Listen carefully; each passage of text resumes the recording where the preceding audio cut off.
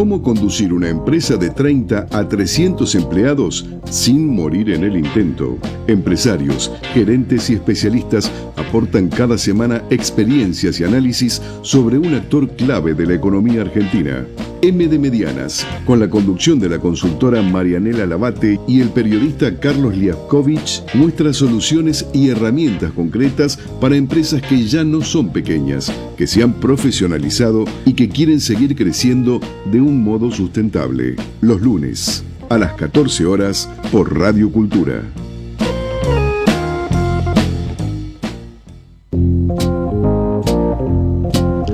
Buenas tardes, bienvenidos a M de Medianas, una nueva edición, la quinta edición de 2026. Quien les habla, Carlos Liaskovich, lamentando y extrañando la ausencia de Marianela Labate, que se ha ido a unas muy merecidas vacaciones a su tierra natal, Bariloche, pero el lunes que viene va a estar otra vez con nosotros para rejuvenecer y potenciar este espacio, que mientras tanto haré lo que pueda para que ustedes lo toleren lo mejor posible y aprendan y puedan aplicar las cosas que acá hablamos sobre las empresas medianas en sus propias empresas o emprendimientos. Un poco para situarnos, las medianas, ¿por qué elegimos las medianas como eje de nuestro nombre y de nuestra temática?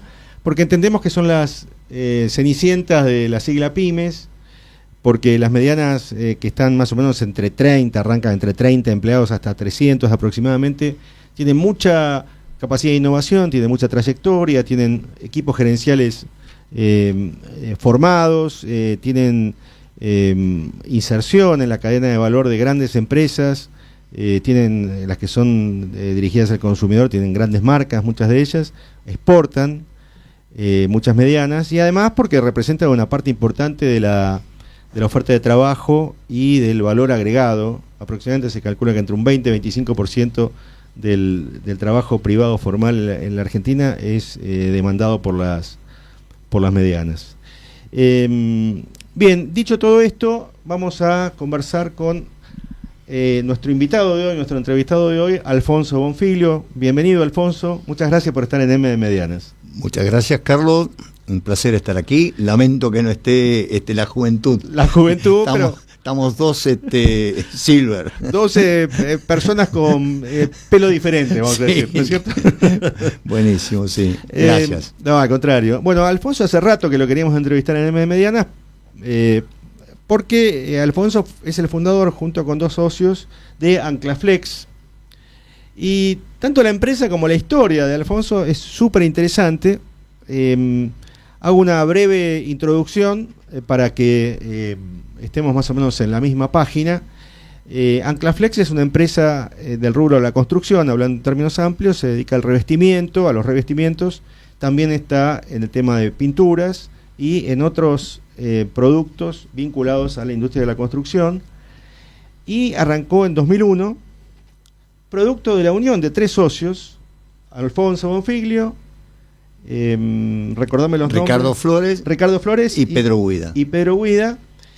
Que no eran chicos de 25 años que estaban tratando de empezar un emprendimiento desde la universidad, sino que eran tres gerentes experimentados de una industria multinacional importante de origen belga, y se quedaron sin empleo por la crisis de 2001, y no solamente sin empleo, sin indemnización, y con edades que ya empezaban con un 5 adelante, ¿no? Sí, señor. Entonces, me interesa mucho conocer tu experiencia previa, de dónde venías vos hasta llegar a esa multinacional, y después sí, pegar el salto a la empresa propia. Bien, yo personalmente, yo tuve mucha suerte, porque mis dos empresas en las que trabajé, te diría casi 50 años, fueron primero en el grupo Madane, Fate Aluar. Justamente, mira. Justamente...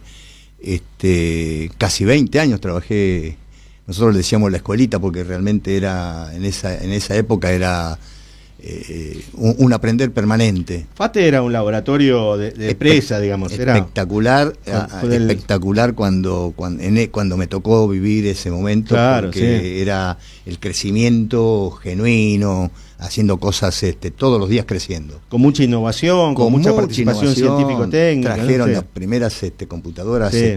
las grandes en serio. Una de esas estaba en San Fernando. El mítico Varsavsky que estaba en FATE. Exactamente, claro. el mítico Varsavsky, que fue el que después desarrolló a través de FATE Electrónica la cifra sistema. Cifra, ¿quién no tuvo una cifra? Yo me acuerdo de mi Bueno, papá usando la nosotros podemos hablar de esto. Sí. Estoy seguro que los jóvenes no saben de qué estamos hablando, pero nada, era una empresa que daba mucho placer trabajar en ella. Y ahí te formaste. Ahí tuve mi primer gran formación. Yo soy contador, pero mi gran formación de empresa la tuve ahí. Y luego pasé a un grupo belga, como decís vos, dedicado a materiales de construcción. Teníamos 4 empresas en ese momento, que hacíamos un producto pisos vinílicos, el famoso FlexiPlus de aquella época. Claro. Después hacíamos tubos de PVC, Nicoleter Plus, y chapas y tanques de fibrocemento. ¿Quién no tuvo un tanque de fibrocemento en la Argentina? Por supuesto, era el tanque. Era el tanque. Claro. Así que hacía esos 3 productos y después... ¿Y eso en qué periodo en la empresa belga? En la empresa belga estuve desde el año 89, una cosa así, hasta el 2000. Hasta el 2000. Hasta el 2000, así que 20 y pico de años. En esa empresa también lo mejor que me dejó esa organización fue el aprendizaje continuo. Okay. Es decir, tuve mucha suerte de que los belgas en este caso, a todos los que teníamos ciertas posiciones, nos llevaba a Bruselas, nos hacía participar de reuniones de marketing internacional, de ventas internacional, de producción internacional, y entonces uno se va capacitando y va teniendo ese plus, ¿no? Y además esa apertura mental que te daba salir de tu raviol, digamos. Efectivamente, claro. Efectivamente. Eso es una parte muy importante cuando yo... por ahí alguien me pregunta y yo digo, yo tuve mucha suerte porque tengo la cabeza de la multi que te pide hacer presupuesto, que te pide en un país como la Argentina, donde estábamos en plena hiperinflación, me dice, hace un presupuesto a 5 años. Era una locura para mí, pero me decía, no, vos hacelo, que después vemos los números cómo lo ponemos. Y entonces ya te da una gimnasia y una manera de pensar bien de multi. Y llegamos al 2001. Y llegamos al 2001, donde en el 2000 el que era el CEO del dueño de la compañía, porque es una compañía que tiene dueños, de una familia belga, no tiene sucesión, él decide renunciar, decide no seguir más, y bueno, los country managers desaparecieron de todos lados. Antes mis posiciones fueron variando. Yo entré en Eternit, después pasé a ser el gerente de Nicol, la fábrica de caños. Después me nombraron director delegado de una compra que hicimos que fue Durlock. Okay. Durlock en ese momento casi no se conocía, era una placa de roca de yeso, pero no se conocía en la Argentina. Tuvimos bastante éxito en el desarrollo de ese tipo de placas, así que personalmente me fue muy bien. Sí, ahora ese es el genérico, digamos. Sí, es el genérico. Claro, ahora te dicen, dame un Durlock y es de cualquiera de las otras marcas. Obvio. Pero realmente sí, logramos que sea un genérico. Y me nombran director delegado de todo el grupo en la Argentina, incluyendo, me ponen como director de Cerámicas San Lorenzo, de cerámicas, todas las cerámicas también las compró el grupo. Con lo cual tenías un panorama completo de la construcción. De la construcción. Claro. Entonces, ese fue también una gran suerte que tuve, porque cuando nos quedamos sin trabajo, la posibilidad de conseguir un trabajo en el 2001 era bastante complicada. Yo te diría... el headhunter que 6 meses antes me había dicho no querés cambiar de trabajo, lo fui a ver y me dijo imposible. Claro. Entonces y sin indemnización porque la salida había sido bastante abrupta. Fue abrupta y además yo quería, mis valores no los quería tocar. Okay. Era esto y de ahí no se movía, aunque realmente me fue mal económicamente por mi manera de pensar, pero no importa, yo llegué a lo que yo quería, así que y las otras 2 personas lo mismo. Una pregunta sobre tus 2 socios, los que finalmente fueron tus socios, porque esto es interesante para alguien que escucha, y una de sus dudas es con quién armar una sociedad, ¿no? Porque uno puede tener amistad, afecto, saber que la otra persona es honesta, que se maneja con prudencia, con nobleza, pero de ahí al salto de la capacidad y al salto de la compatibilidad, ¿ustedes ya tenían afinidad y habían charlado algo? No, nunca habíamos charlado nada porque yo era el gran jefe, digamos, Claro. y ellos eran Mandos gerentes, intermedios. pero eran Mandos intermedios. Claro. pero yo sí los conocía. Ok. A uno lo conocía, a Ricardo lo conocía un poco menos y a Pedro mucho más porque hacía 20 años que trabajaba conmigo. Claro. Y entonces lo conocía bastante. Lo que pasa que también hay que tener cuidado cuando uno elige los socios, porque Sí. además de honestidad, de capacidad y todo esto, tiene que existir el famoso affecto societatis, Claro. que es una palabrita que uno por ahí las pasa de largo, pero no, nosotros nos peleábamos a muerte, discutíamos, tenemos que ir para allá y no hay que ir para allá y que hagamos esta fórmula en la que corresponde, no, démosle una vuelta de rosca y hagamos 3 fórmulas nuevas. Es Eran decir, discusiones pero sin divorcio. pero después llegaba Claro. la hora de la verdad y decíamos, bueno, listo, hagamos 3 fórmulas más. Y seguíamos haciendo las 3 fórmulas. Por Bien. eso es el famoso, la relación que tienen que tener los socios. Bien, estar en las buenas y en las malas o en las decisiones difíciles Sí.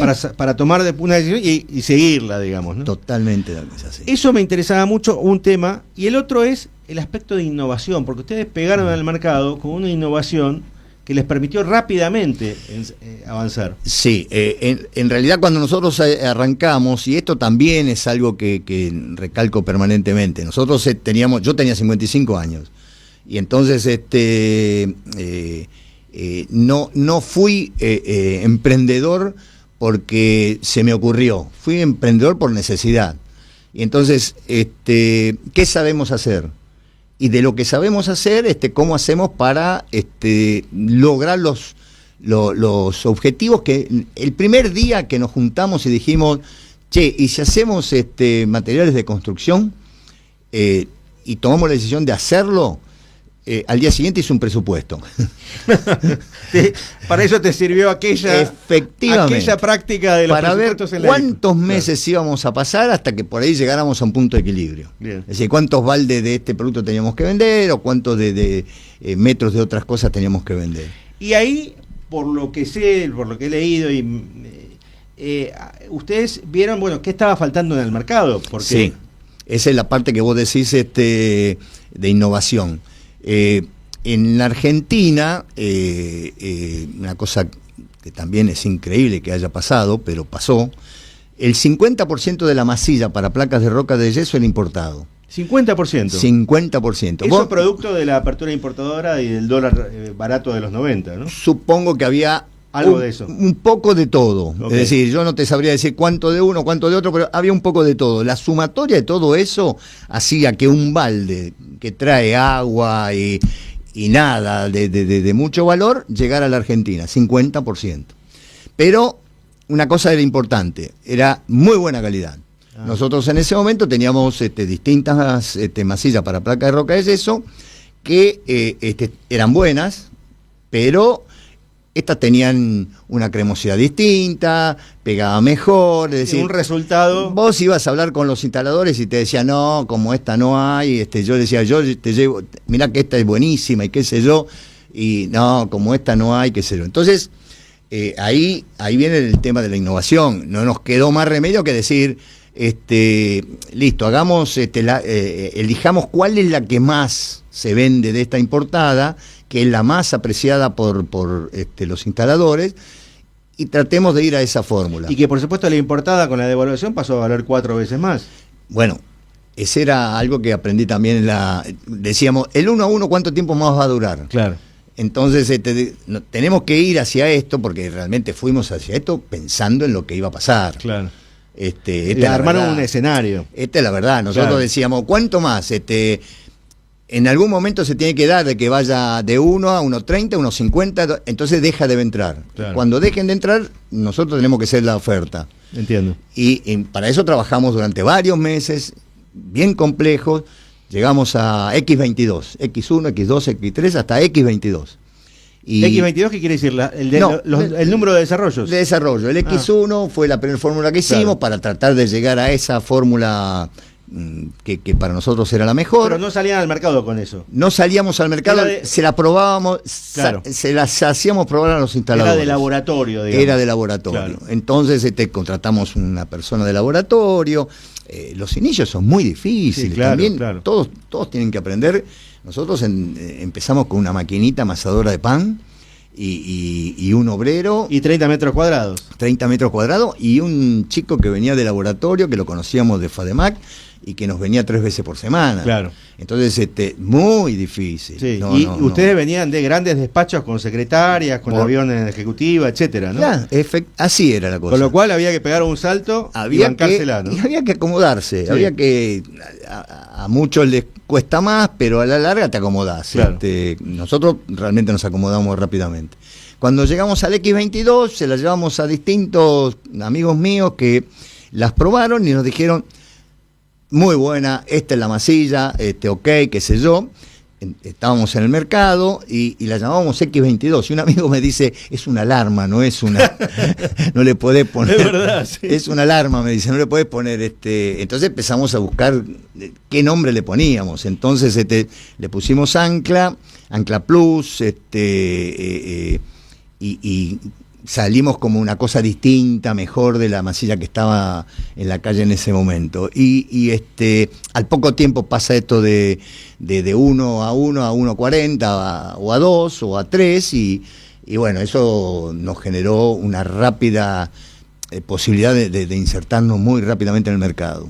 Ahora, hay un detalle que por ahí pasa desapercibido porque para vos forma parte del paisaje, digamos, porque es tu métier y es tu...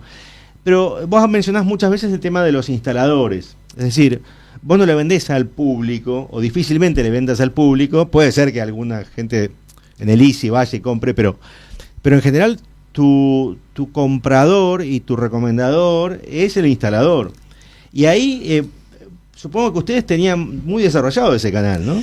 Mirá, no teníamos nada desarrollado, lo que sí, cuando vos arrancás un negocio para vender lo que sea con un local, pensás en un local. Cuando vos arrancás con una planta industrial, vos pensás, ¿cómo lo vas a vender? ¿Lo voy a vender en forma directa? Es decir, le voy a ir a vender a Doña Rosa, por decir... Sí, público final. El público final, o voy a hacer una red de distribuidores.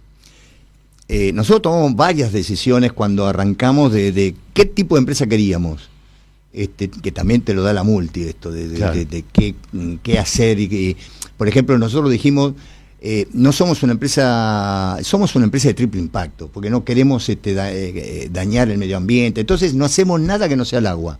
Ah, okay. Nosotros no hacemos nada del solvente, nada. Y eso que mi socio hacía adhesivos, y tenía todas las fórmulas, sabía cómo hacerlo, que yo tomamos la decisión de esto no lo hacemos. Listo.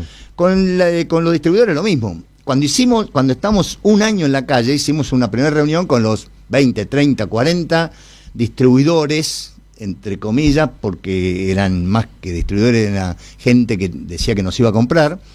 Hicimos una reunión y le dijimos cuál era el proyecto, qué sé yo, dónde queríamos ir, y que íbamos a vender siempre a través de distribuidores. No nos creía nadie. En la primera obra que hay en la esquina vos le vas a ir a vender, claro. ¿Cómo vas a...?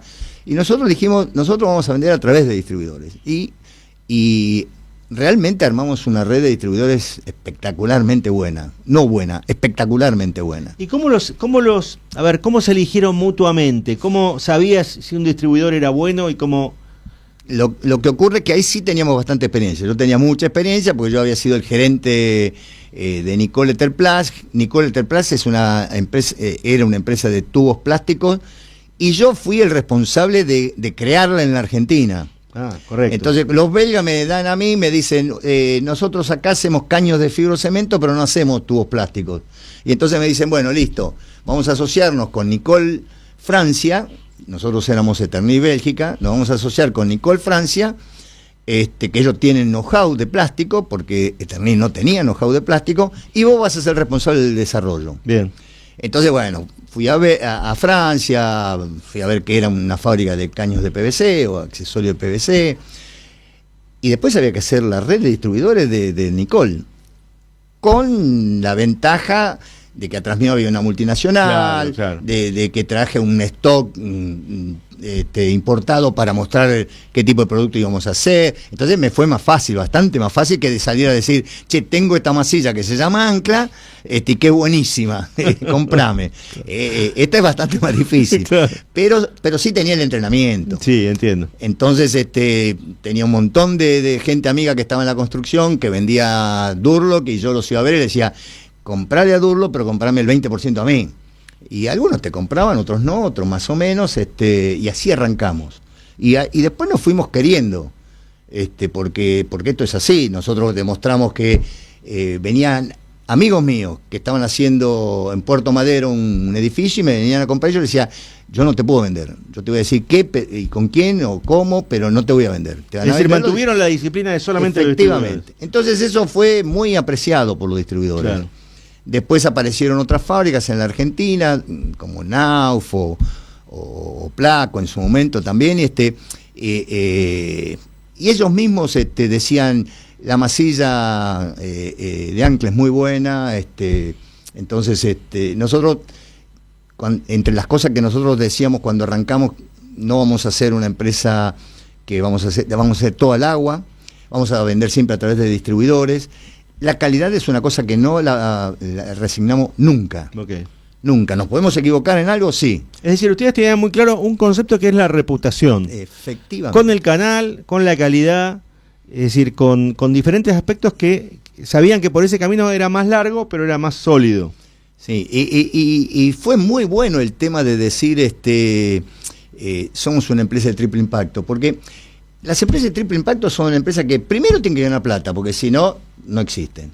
Segundo, tiene que ser fiel a su gente. Y cuando digo a su gente, es la gente de uno que trabaja con uno y la gente del entorno. Sí, sí, claro. Entonces, Los vecinos, los proveedores, nah, los clientes. no puedo tirarle tolueno Claro. al aire.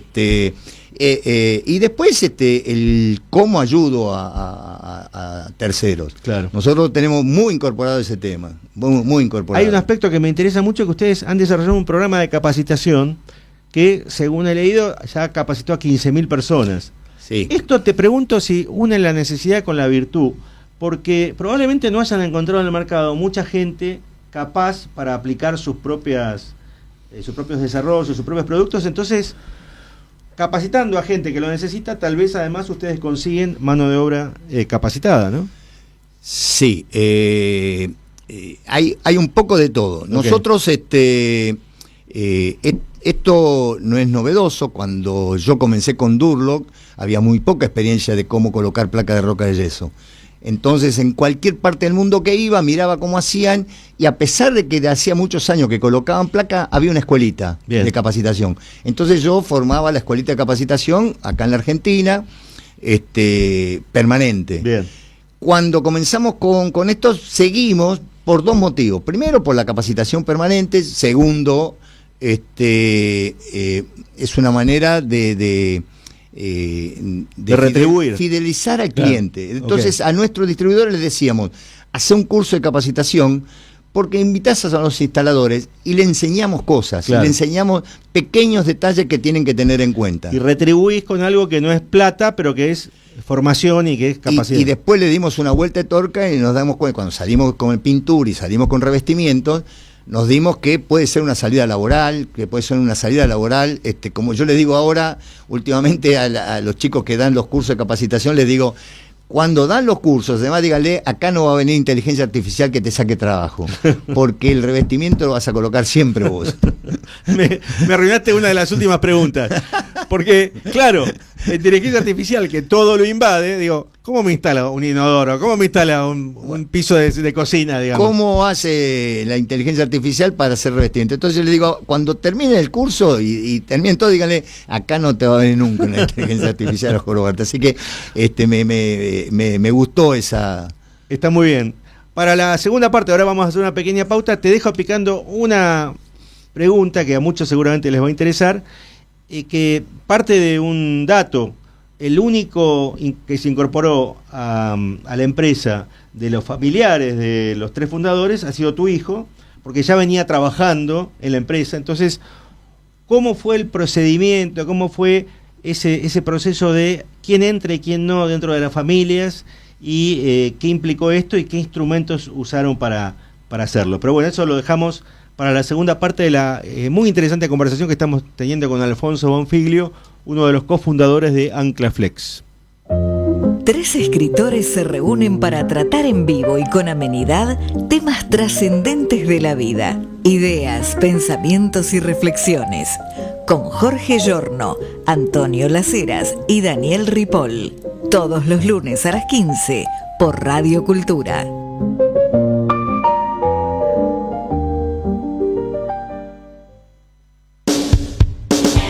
Lleva a Radio Cultura donde vayas. Bájate la aplicación para Android o iPhone y accede a nuestra programación y contenidos exclusivos. Radio Cultura.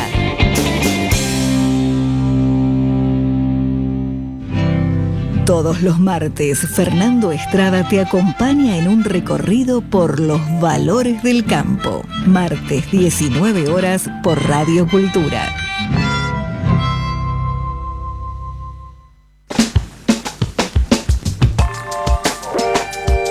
Radio Cultura. Bájate la aplicación y escuchanos online.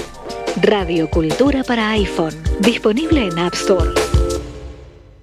Búscanos en YouTube, Radio Cultura Buenos Aires. Suscríbete, activa la campanita y prepárate para vivir Radio Cultura en cada transmisión. Radio Cultura. Porque todo es cultura y porque somos radio.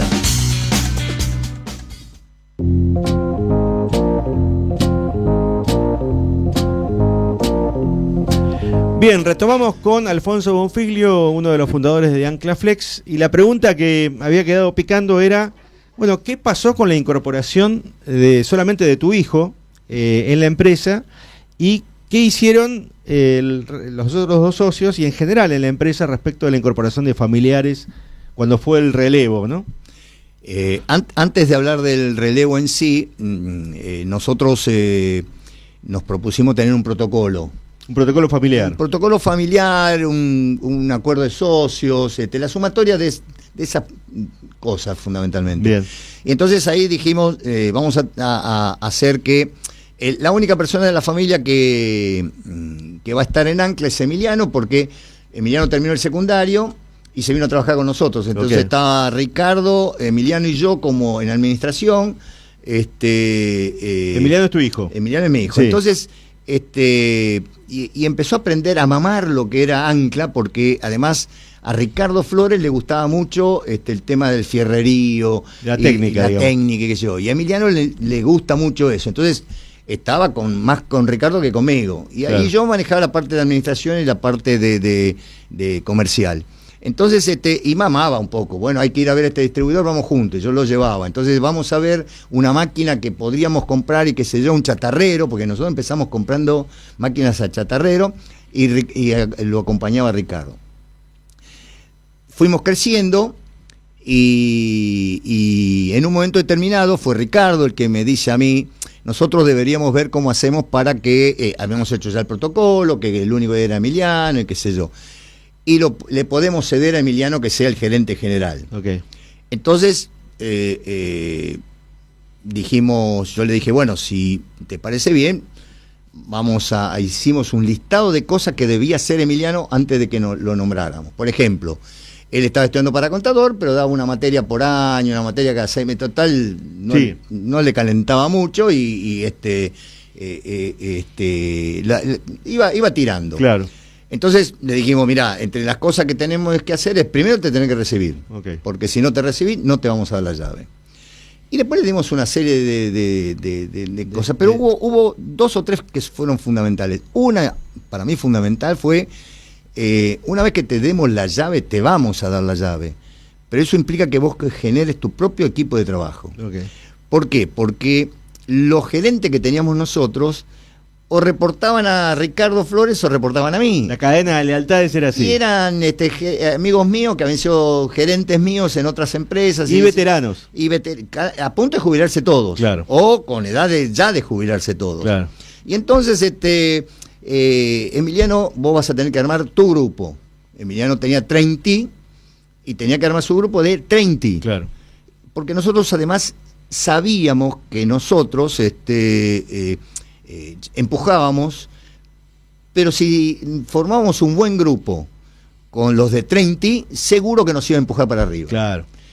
De eso también estábamos seguros, no. Entonces, tanto Ricardo como yo tomamos la decisión de darle la llave y que la profesionalización de la compañía la hiciese él y eligiese sus mandos que iban a colaborar con él. Te hago una interrupción, porque lo que tratamos en M de Medianas es también de mostrar los caminos que van tomando las empresas, las decisiones que van tomando, pero también los momentos de más dificultad. ¿Ustedes tuvieron algún asesoramiento externo? ¿Alguien que se pusiera fuera de la empresa y dijera, miren, les recomendaría, o en otros casos se hizo?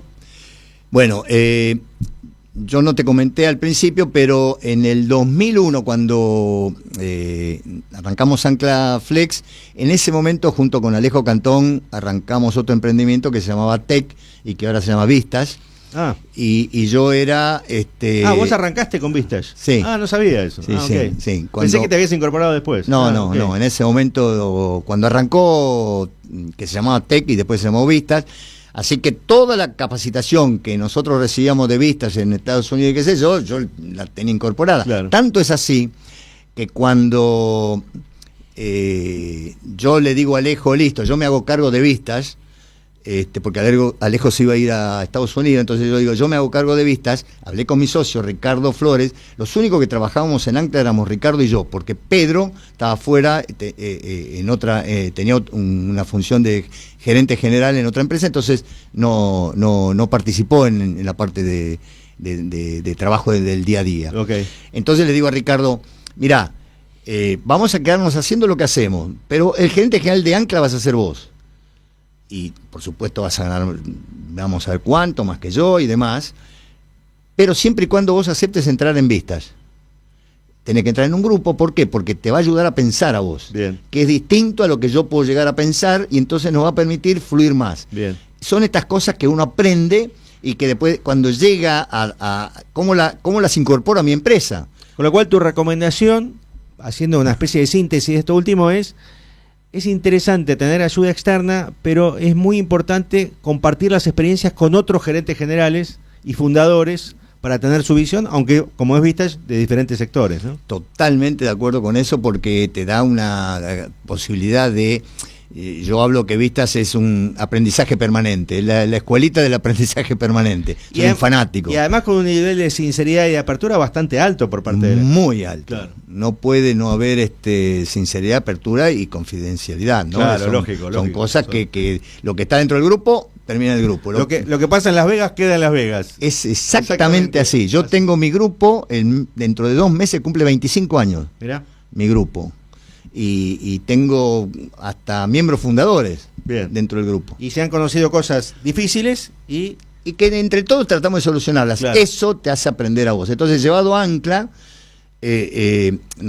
nosotros nos dijimos, bueno, Emiliano tiene que tener su impronta, pero hay que darle la llave, uno tiene que ser capaz de darle la llave. Yo conozco pilas de casos que dicen, yo le doy la llave a mi hijo y no se la da nunca, sí, y entiendo. Eso hace bolsa a él y hace bolsa al hijo. Emiliano está al frente de la gerencia general, ¿desde cuándo?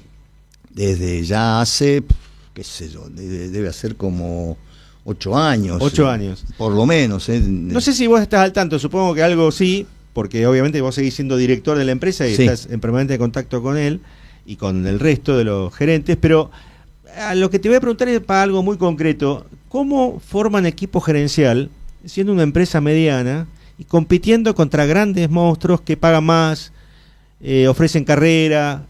¿Cuál es el secreto de una mediana para captar a buenos recursos humanos de nivel gerencial, no? Sí, es una muy buena pregunta porque es muy difícil para las pymes competir con las grandes cuando hablan de talento. Todo el mundo habla de talento, cómo retener talento y qué sé yo.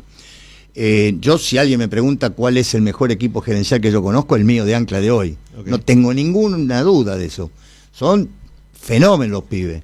Los eligió todo Emiliano con la ayuda de gente externa. Sí, de recursos humanos, claro. De recursos humanos propios y de recursos humanos externos. Sí. Y una de las cosas que nosotros hacemos permanentemente es a la persona que vamos a entrevistar, le decimos dónde estamos parados y dónde vamos a ir y cuál es lo que él va a transitar. Bien. Hemos contratado gente que estaba en empresas más grandes que las nuestras, ofreciéndole menos plata, pero diciéndole, si sale todo como decimos, vas a estar acá. Y entonces esa persona que entraron, todos entraron, a los que le dijimos eso, pasaba un año, pasaron 2, pasaron 3 y todos llegaron a donde habíamos dicho. Con lo cual la rotación fue muy baja. Nada. Okay. Desde el equipo gerencial de Emiliano, cuando él armó su propio equipo, ninguno, nada. Ninguno. En 8 años, ninguno. En 8 años, y todos crecieron. Okay. Todos crecieron y mucho. Con lo cual hay que abrir la billetera. Esa es otra explicación para esto, ¿no? Hay que abrir la billetera, hay que uno tiene que ser consciente de qué es lo que quiere. Si yo contrato un grupo de gente que me va a hacer crecer, para mí es todo ganar, no, claro. No hay.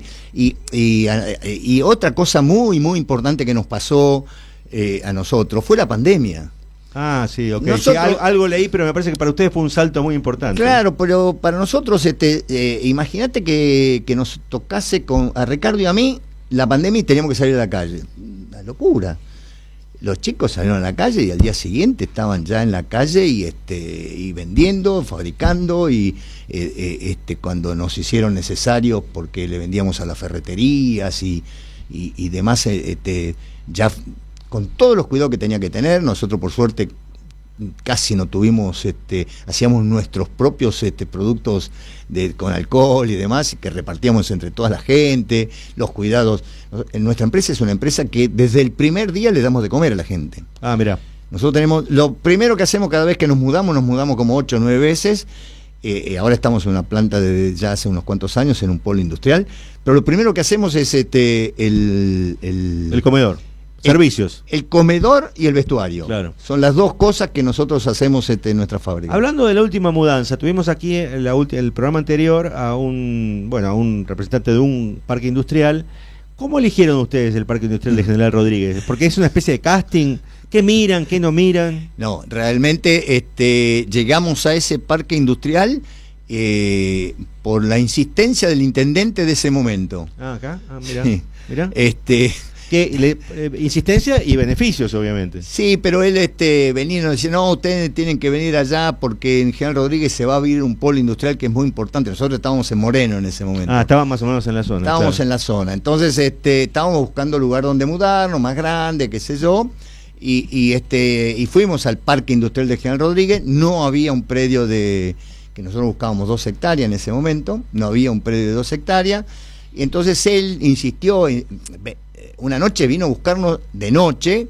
¿Podés atenderme ahora? Sí, claro, le digo, estoy en Ancla. Y vino él mismo a decirnos los por qué teníamos que ir. Una venta personalizada. Raro en un intendente eso. Sí, semejante. Pero el tipo, yo te diría, después perdió la intendencia, perdió, era justicialista, perdió contra uno del PRO. Y después otra vez otro justicialista, que no es él, es otro. Pero lo que te quiero decir es Sí, hubo mucha dedicación y compromiso por parte de él. Muy bien. Y eso les dio confianza. Y nosotros nos dio confianza. Y además, ¿qué nos dio confianza? En ese momento teníamos que iba a tener promoción industrial, ese polo industrial, claro. Y no sabíamos, pero la gobernación nos dijo, sí, le vamos a dar, cosa que cumplieron. Y bueno, nos metimos ahí, era un predio a explorar porque no había casi nada, fuimos de las primeras 10 plantas que se instalaron ahí, hoy ya hay bastante más, mucho movimiento, el polo quedó muy lindo, nosotros compramos la mejor tierra que había porque era un casco de una estancia y nosotros compramos el predio que está pegado a la estancia. Claro, tuvieron toda la ventaja además de haber apostado y ser los pioneros, con lo cual ahí tuvieron hubo un poco de, si alguien dice, de olfato el por qué, claro, sí, claro, el por qué, y bueno, fue un poco de todo. Sí, claro, una combinación. Y después nos quedamos con el mejor lugar, es decir, después compramos un poco más y en nuestro predio tenemos árboles de 100 años. Claro, eso es... No hay con qué darle, incomparable. ¿viste? No. Efectivamente. No, incomparable. Volviendo a la empresa, y hay una tarea que mucha gente se pregunta y que me parece que podría ser bien interesante. ¿Qué hace un director? Porque tengo un consultor amigo que dice, tengo dueños de empresa que me dicen, yo quiero ser director, fumarme un habano y no trabajar más. Y él dice, no es eso. Entonces, ¿qué hace un director versus un gerente general? Aunque el gerente general sea tu hijo, digamos, pero en general ustedes tres, los socios fundadores, son directores. ¿Qué hace? ¿Cómo se trabaja en un directorio? El gerente general, su obligación es el día a día, es cumplir los objetivos que la dirección le marca. Nosotros, cuando hacemos la reunión decimos de directorio, es un poco la estrategia y los objetivos. Las estrategias y los objetivos en un país como la Argentina cambian todos los días. Obvio. ¿Por qué? Porque el gobierno anterior vos manejabas tu stock de una manera y en el gobierno actual tenés que manejar tu...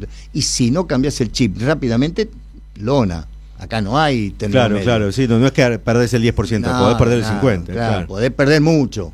Entonces el directorio tiene que trabajar en lo estratégico, en el pensar, el cómo, y después el llevarlo adelante en el día a día y demás, lo hace el gerente general con su gerente, con su mando medio. Siendo una cosa más de, si querés, más cable a tierra, van a la fábrica, se reúnen en otro lado. Es decir, ¿hay algunos trucos o algunas recomendaciones para decir, bueno, mira, para salir del día a día hay que cambiar el lugar físico? Para no estar desesperado con el cierre del mes, hay que hacerlo cada 2 meses. Es decir, conviene ampliar el directorio a gente ajena a la empresa. ¿Cómo es esa mezcla? Sí, nosotros, las pymes, estamos aprendiendo, así como las pymes hace, no sé, 10, 15, 20 años atrás no hablaban de protocolo familiar, claro, ni hablaban de acuerdo accionista, no hablaban de nada de todo eso. Por eso todo el mundo decía que la primera generación la hacía, la segunda no sé qué. Y bueno, la tercera la fundía. Y la tercera la fundía. Se supone con todas estas cosas que nosotros, los pymes, fuimos aprendiendo, se supone que es para perdurar en el tiempo. Entonces, para perdurar en el tiempo tenés que ir agregándole cosas. Ahora está en el candelero muy fuerte el tema de los directorios profesionales.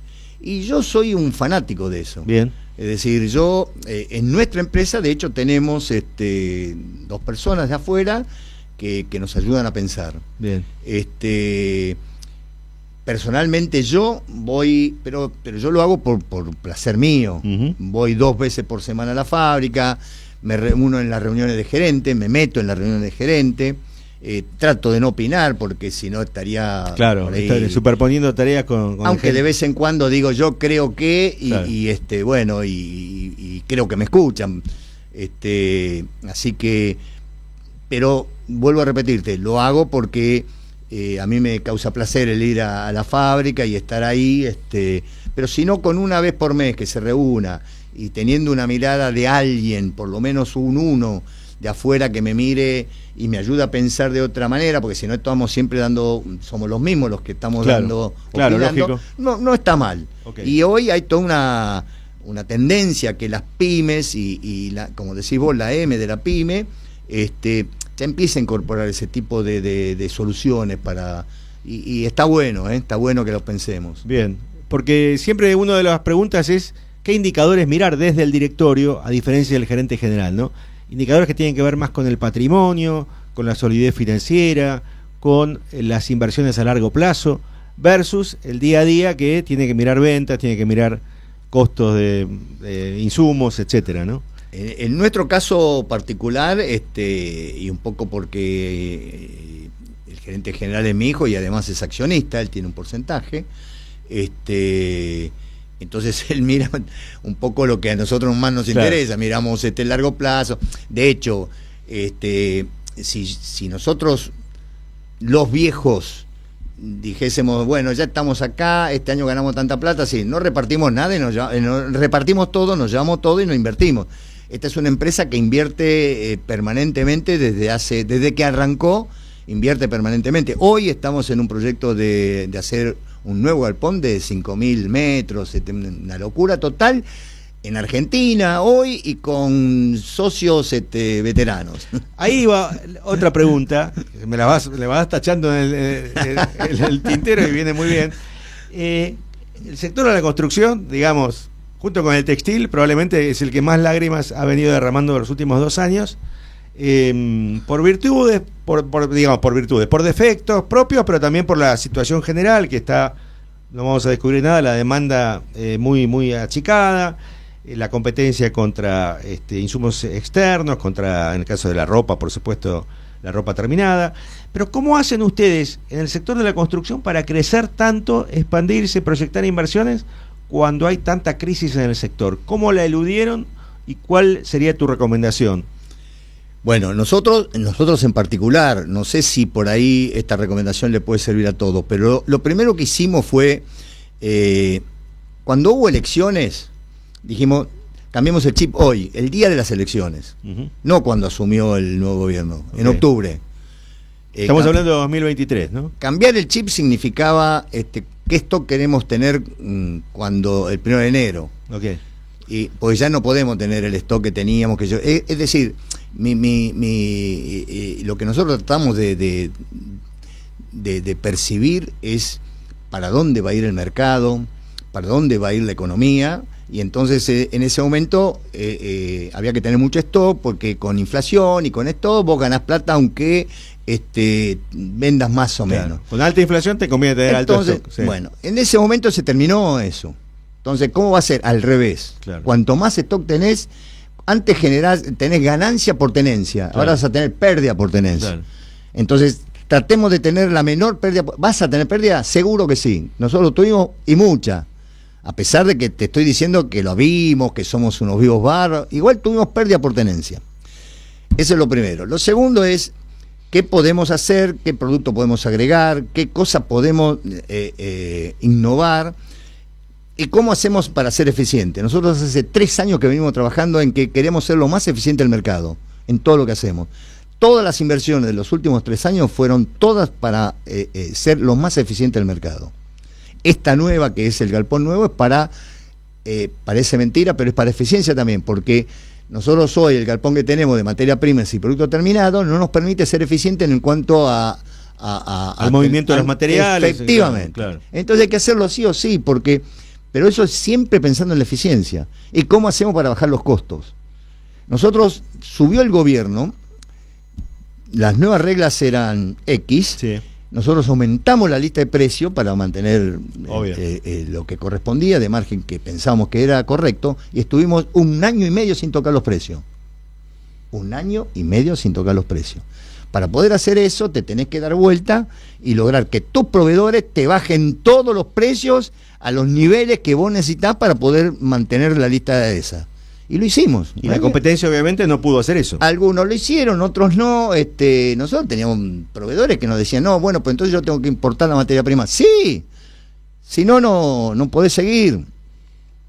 Entonces, lo hicimos, productos que comprábamos localmente comenzamos a importarlo, tuvimos muy buena reputación en el exterior, viajamos a cuantas ferias y dan la vuelta, no nos quedamos, todas las ferias que hay de materias primas que nosotros vamos, y entonces te permite tener otro tipo de agilidad para poder competir internacionalmente, por decirlo de alguna manera. El costo argentino lo vas a seguir teniendo siempre, ¿no? Claro. Es decir, te das vuelta. Nosotros vendemos bastante nuestros productos a Uruguay, un poco a Paraguay y a Bolivia.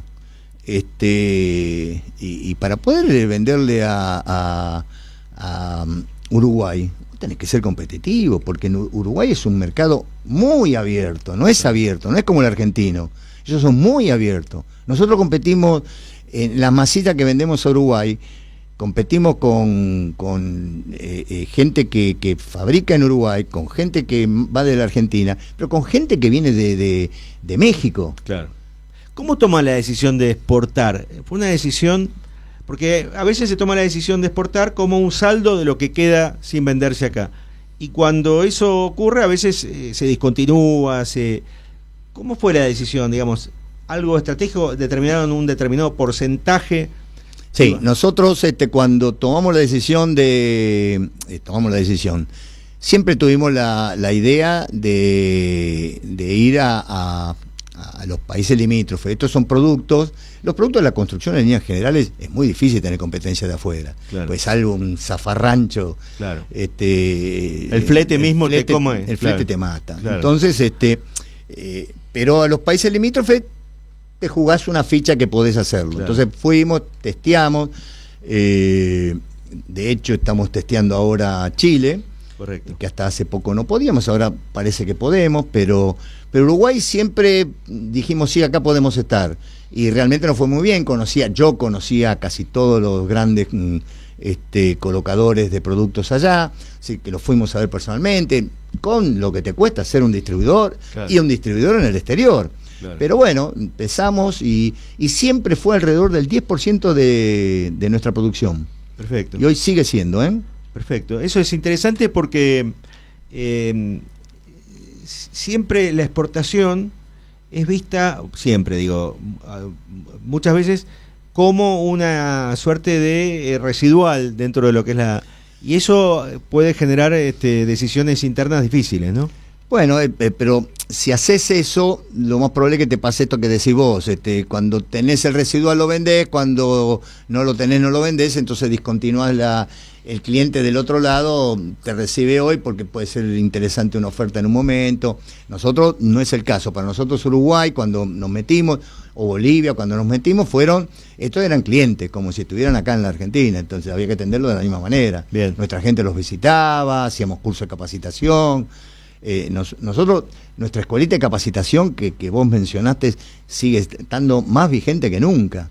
Nosotros antes de la pandemia íbamos a dar curso de capacitación. Yo llegué y fui personalmente a las cárceles, porque pensamos que era una manera de darle una posibilidad a una Claro. persona que está allá adentro, y después cuando salga alguien puede decir, che, quiero dedicarme a pintar, dice el Claro. pintor, qué sé yo.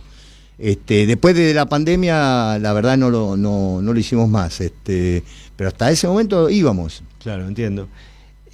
Mencionamos antes, medio en broma, medio en serio, el tema de la inteligencia artificial y la dificultad que la inteligencia artificial va a tener para hacer colocación de azulejos o de aplicar, digamos, o de hacer instalaciones. De todas maneras, ¿cómo vinculan ustedes el sector de la construcción con la innovación y por dónde creen que puede haber un salto de innovación en los próximos años? Si es acaso algún roce con la inteligencia artificial y por qué tarea, ¿no?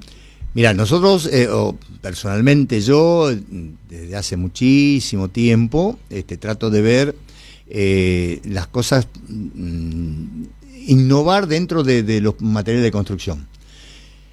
Y me es muy difícil. Primero porque soy una pyme, entonces la plata que puedo tener pero me caliento con todas las cosas que aparecen en el mundo. Apareció alguien en España que tenía grafeno y que con eso hacía un producto más ecológico, qué sé yo, y bueno, fuimos, desarrollamos, no llegamos a nada, pero pensamos que tiene que ser a través de las materias primas. Okay. Es decir, los grandes productores de materias primas y que realmente tienen en serio plata en serio para desarrollar, son aquellos que seguramente van a detectar cosas que van a hacer mejores los productos, van a ser más ecológicos, igual yo intenté contratar a un ingeniero para hacer nanotecnología dentro de la compañía. Estuve dando vueltas, por supuesto el resultado fue cero. Fui y trabajé bastante con la gente de ¿cómo se llama? La gente que hace investigación, ¿INTI? El INTI. El INTI, sí. Trabajé sí. con la gente del INTI, una señora que realmente muy bien, porque trató de ayudarnos a ver cómo podíamos hacer para desarrollar algo que fuera, yo decía que no fuera mejor, pero que fuera más ecológico. Claro. Estábamos buscando a través de ese camino, que tampoco después tuvimos éxito, pero que hay posibilidades y que va a haber posibilidades, yo no tengo ninguna duda. Bien. No tengo ninguna Con lo duda. cual tu recomendación sería nunca abandonen la pata de la innovación y de la investigación, ¿no? Nunca. Yo eso lo tenés que tener siempre en la mano, ¿no? Bien, perfecto. Bien, Alfonso, la verdad que estamos terminando de conversar con Alfonso Bonfiglio, que es uno de los fundadores de Anclaflex. Realmente me parece que la experiencia de ustedes y la tuya en particular ha sido sumamente instructiva y creo que nuestros oyentes van a estar muy contentos con esta entrevista y por supuesto la pueden volver a escuchar aquí en el sitio de la radio o en el canal de YouTube de M de Medianas. Y no me queda más que agradecerte, lo mismo que a Vanina, que te ha acompañado aquí desde la tarea de prensa. Y bueno, ojalá podamos volver a tenerte en el próximo ciclo de M de Medianas. Bueno, no, el agradecido soy yo, y siempre a disposición. Y realmente me sentí muy, muy bien. Bueno, muchas gracias. Muchas gracias a Nicolás Ciancaglini por la operación técnica de hoy. Y nos volveremos a encontrar en M de Medianas el próximo lunes a las 2 de la tarde. Y con Marianela ya reincorporada. Gracias.